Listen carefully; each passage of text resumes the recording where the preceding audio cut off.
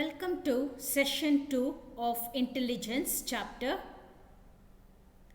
Types of intelligence test. We will be discussing about Binet test.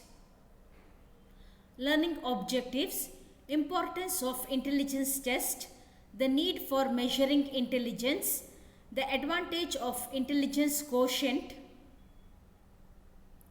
Session outcome, able to understand the need for intelligence test, able to understand the differences in IQ among children, able to understand at what level each child is functioning intellectually.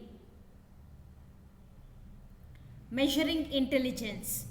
Intelligence can be measured using different mental ability tests. First one, Binet's mental ability test. A French psychologist named Alfred Binet was asked by the French Ministry of Education to design a formal test of intelligence that would help identify children who were unable to learn as quickly or as well as others so that they could be given remedial education.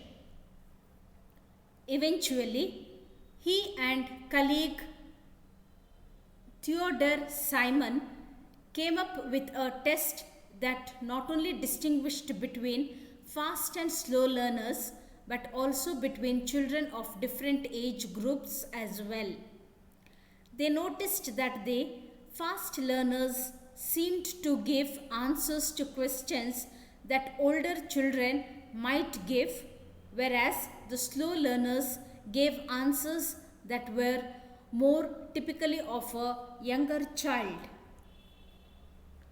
Binet decided that the key element to be tested was a child's mental age or the average age at which children could successfully answer a particular level of questions.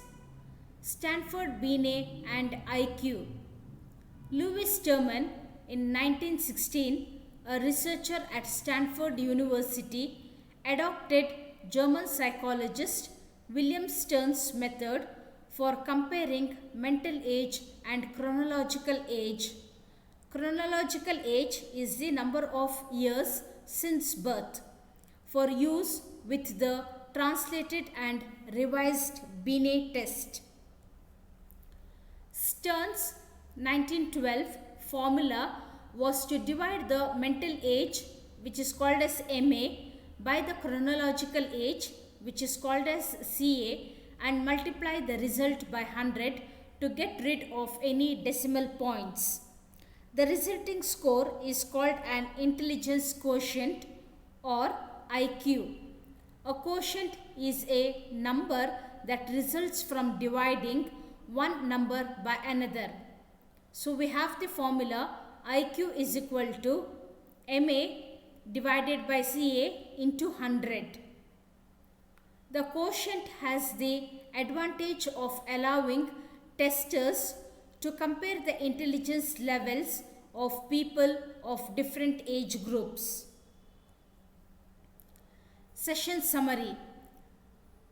In this particular session, we have understood the importance of measuring intelligence, the different types of intelligence. Intelligence tests helps to understand the fast learners as well as the slow learners.